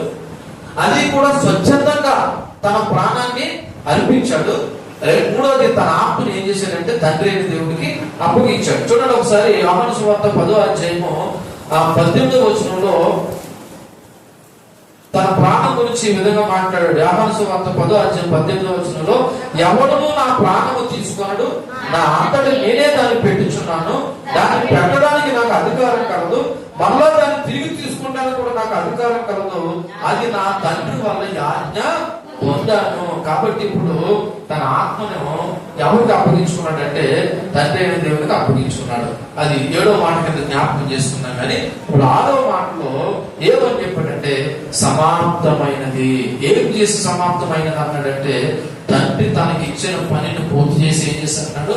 సమాప్తమైనది. ఏంటి ఆ సమాప్తమైనది అంటే తను ఏ ఉద్దేశం నిమిత్తం ఈ భూమి మీదకి వచ్చాడో ఆ ఉద్దేశాన్ని ఏం చేశాడు? నెరవేర్చాడు. ఆయన ప్రాణం పెట్టడానికి వచ్చాడు. అద్భుత కార్యాలు చేయడానికి, 5 రొట్టెలు 2 చేపలు పంచిపెట్టడానికి, లేకపోతే పేతురు వాడ మీద నడిపించడానికి, ఇవి కదా ఆయన చేయడానికి. ఇది ఆయన మిషన్ లో సెకండరీ. ఫస్ట్ ఏంటంటే ఆయన మనందరి కొరకు మరణించడానికి వచ్చాడు. అది తగిన సమయం అందు సర్వ మానవాళి కొరకు సిలువలో ఏం చేశాడంటే తన ప్రాణం పెట్టాడు. ఆ ప్రాణం పెట్టడానికి ముందు మన సమాప్తమైందనే మాట అన్నారు కదా. చచ్చిపోయిన తర్వాత ఎవరైనా సమాప్తమైందని అంటాడా? అంటాడు లేదు కదా. అందుకే ముందు అనేసి తర్వాత 7వ మాట కింద నా ఆత్మను నీకు అప్పగించుకుంటున్నాను అంటాడు. ఎందుకంటే నేను వచ్చిన పనిని సంపూర్ణం చేశాను అంటాడు.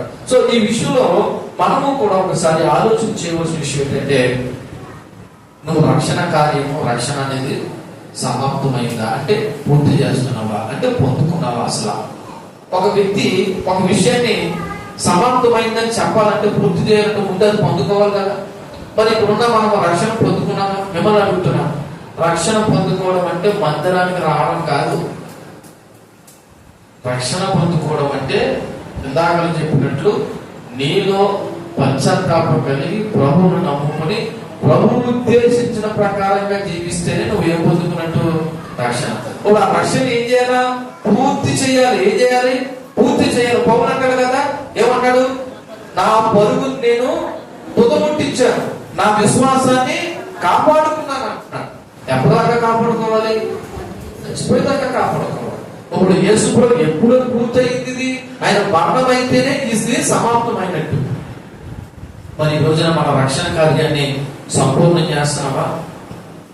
రెండోది, పాపము మరియు మరణం పోయి యేసు విజయం సాధించాడు. అది ఎవరి గురించి కాదు, నీ కోసం నా కోసం. ఆయన చనిపోవడం ద్వారా పాపం పైన మరణం పైన ఏం సాధించాడు? విజయం సాధించాడు. ఆయన పాపము యొక్క అపవాది యొక్క తలను చెరగదొక్కాడంట. ఆయన మరణించడం ద్వారా పాపమును మేకులపై ఆయన సమాధి చేశాడు.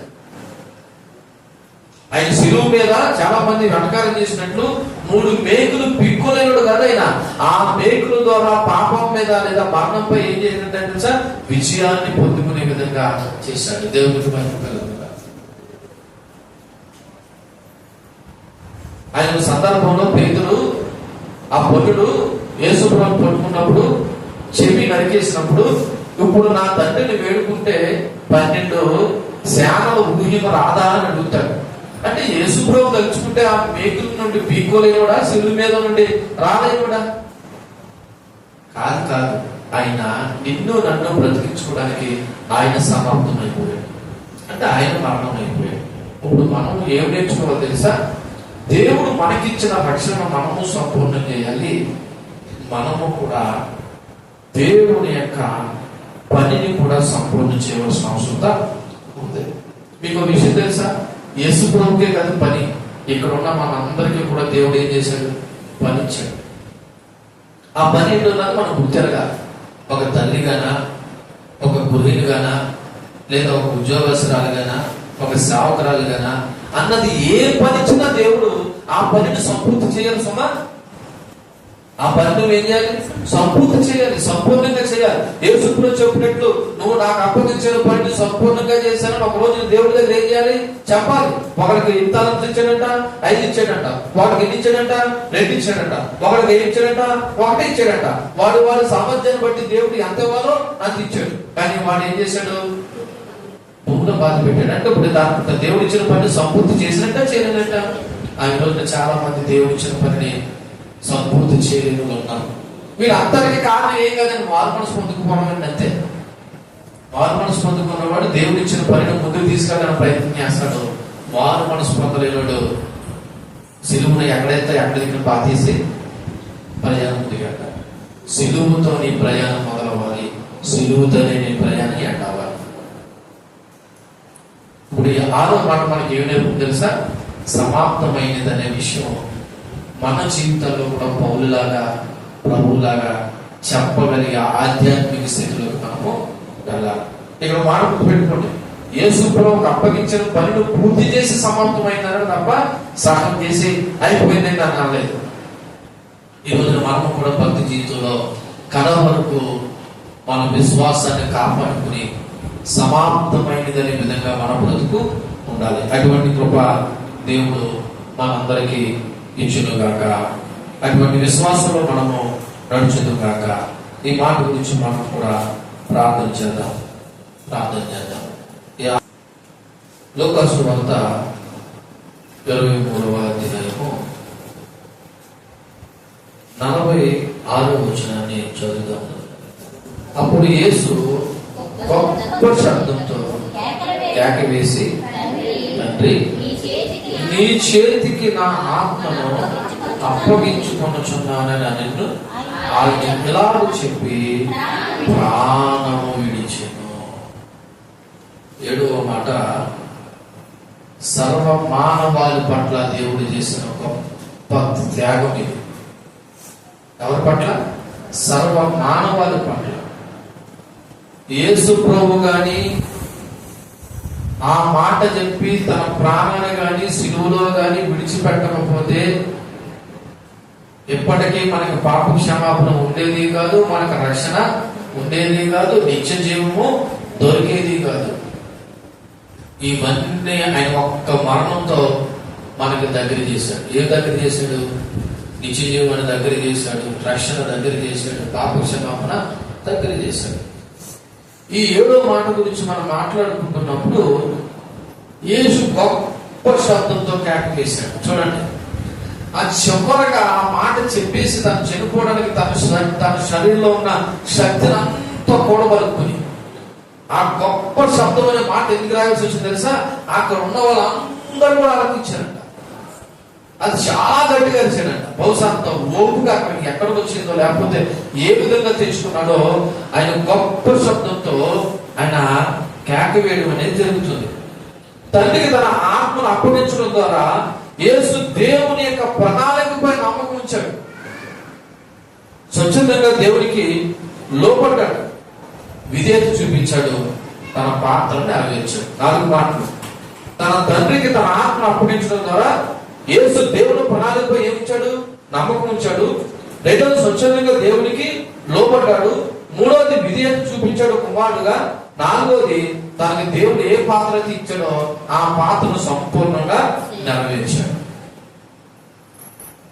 అక్కడ నా ఆత్మను నీ చేతికి అప్పగించుకుంటున్నానని ఎందుకన్నాడంటే, మరలా ఆత్మ తిరిగి ఇవ్వాలంటే ఎవరు ఇవ్వాలా? తండ్రి ఇవ్వాలి. ఒకసారి మనం ప్రసంగి గ్రంథం చదువుదామా? ఎక్కువగా ఇది చనిపోయిన సందర్భంలో చదివి వినిపిస్తూ ఉంటారు. అయినా సరే ఇప్పుడు మనకి ఇది అవసరం కాబట్టి ఒక్కసారి చదువు. ప్రసంగి గ్రంథము 12వ అధ్యాయము చూడండి, 7వ వచనం. మన్నైనది వెనకటి వలె మరలా భూమి చెరును, ఆత్మ దాన్ని దయచేసిన దేవుని ఎందుకు మరలా. అంటే ఇప్పుడు కుమారుడైన యేసుక్రీస్తుకి ఆత్మ ఎవరిచ్చాడు? తండ్రి ఇచ్చాడు. ఇప్పుడు మరలా దాన్ని ఎవరికి సబ్మిట్ చేయాలి? తండ్రికి సబ్మిట్ చేయాలి.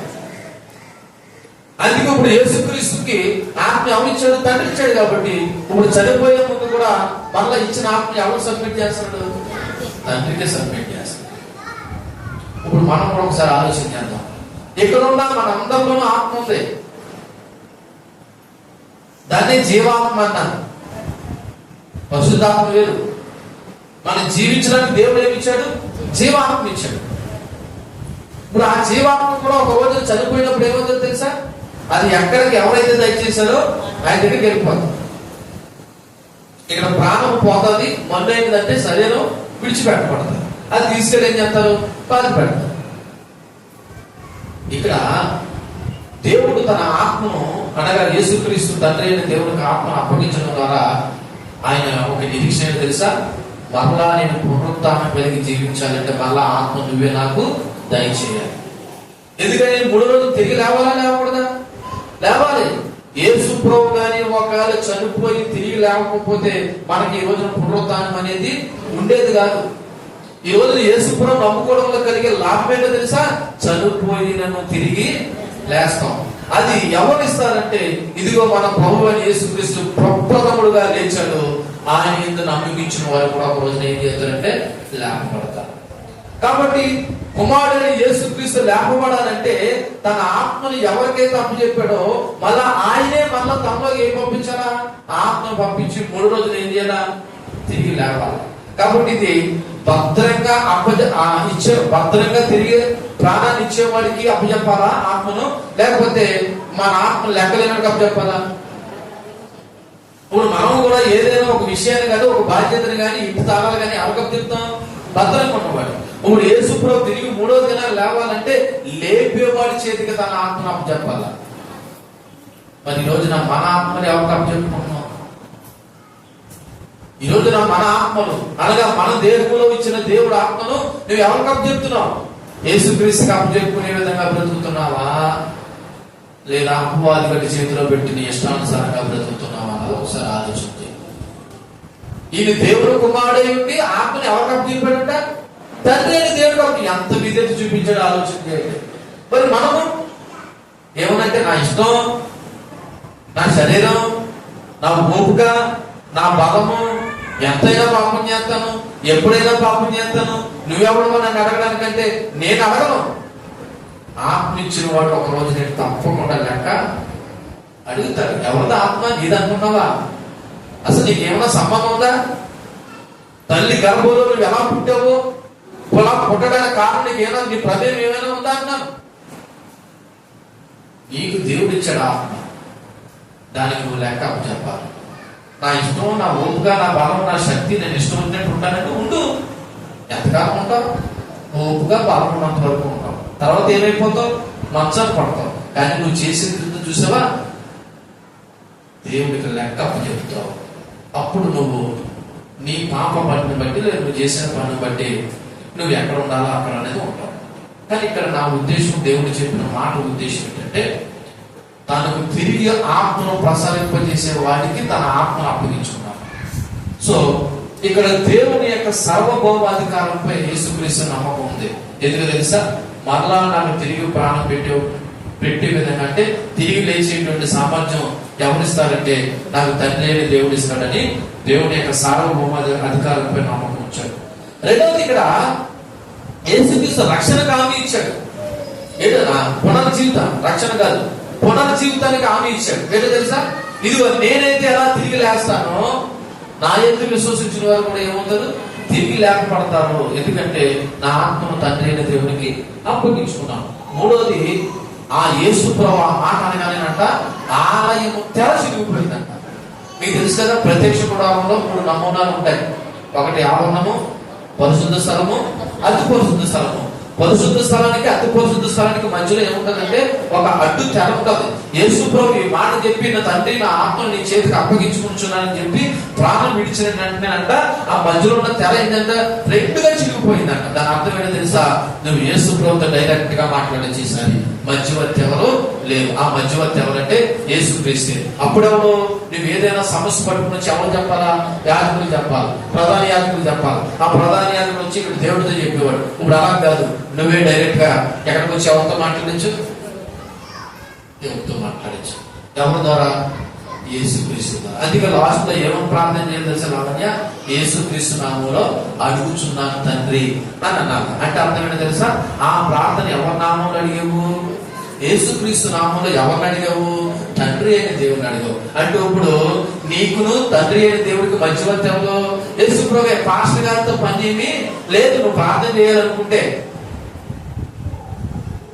ఒకప్పుడు ప్రత్యక్ష అతి పరిశుద్ధ స్థానంలో రావడానికి నీకు హక్కు లేదు. దేవుడితో మాట్లాడే హక్కు నీకు లేదు. యేసు ప్రభు చనిపోవడం ద్వారా నువ్వు ఎవరితో మాట్లాడచ్చు? డైరెక్ట్ గా నీ ఇంటిగా మాట్లాడచ్చు, మందిరంలో ఉండి మాట్లాడచ్చు, మార్గం మధ్యలో ఉండి మాట్లాడచ్చు, బండి మీద ఉండి మాట్లాడచ్చు, ఎక్కడైనా ఉండి మాట్లాడచ్చు. ఆ వెసులుబాటు దేవుడు శిలువలో మరణం అయిపోవడం ద్వారా నీకు నాకు ఇచ్చాడు. ఇది సర్వ మానవాళి పట్ల దేవుడు చేసిన గొప్ప త్యాగం. కానీ మనం ఎవరి మీద ఆధారపడుతున్నాం? అంత గొప్ప త్యాగం చేసిన దేవుడి మీద ఆధారపడుతున్నామా? లేకపోతే నీకు మధ్యవర్తికి ఎవరైనా ఉన్నారా? ఉన్నారంటే నాకు మధ్యవర్తి, నా పోస్ట్ అంతా ఆయన చూసుకుంటున్నాడు, నా లాల్ అంతా ఆయన చూసుకుంటున్నాడు అని అనుకుంటే అది ఎంతవరకు చూస్తారు? ఏ సమయం వరకు చూస్తారు? ఇదిగో సర్వ మానవాన్ని నిమిత్తం త్యాగం చేసిన దేవుడి మీద ఆధారపడి ఆయన తన ఆత్మను తండ్రి చేతికి అప్పగించుకున్నట్లు మన దేహాలను, మన ఆత్మను కూడా ఎవరికి చెప్తాం? దేవుడికి అప్పచెప్పుకుందాం. ఆయనే ఒక రోజున మరలా తిరిగి పునరుజ్జీవింప చేసేవాడు. కాబట్టి యేసు ప్రభు శిలువలో పలికిన 7 మాటలు నువ్వు సంవత్సరాలు వింటున్నావు, కానీ నీలో మార్పు లేకపోతే నీ బ్రతుకులో ఈ మాటలు అర్థం అవుతాయేమో, కానీ దేవుడు ప్రణాళికలో ఈ మాటలు ఎప్పుడు వ్యర్థమో కావు, ఆల్రెడీ నెరవేర్చబడిపోయాయి. యేసు ప్రభు శిలువలో పలికిన మాటలు ఈ రోజు పలికే రెండయ్యాయి. ఎప్పుడో 2000 సంవత్సరాల క్రితం పలికాడు. విని బ్రతుకు మార్చుకుంటే బాగుపడతావు. లేదు వచ్చే సంవత్సరం 2026లో కూడా మీరు చెప్తారంటే నేను వింటానంటే ఏమో ఆ సమయాన్ని దేవుడు నీకు ఇస్తే ధన్యమే. కానీ ఈ లోగా జరగరాని జరిగింది నువ్వు ప్రభు నమ్ముకోకుండా చనిపోతే ఎక్కడ ఉంటావో తెలుసా? అది జరగక ముందే యేసు ప్రభు సొంత రక్షకులుగా అంగీకరిద్దాం. ఈ మాట కూడా దేవుడు అందరి విడుకుల్లో దీవించి ఫలింపు చేయనుగాక. ప్రార్థన చేద్దాం. ఈ 7 మాటలు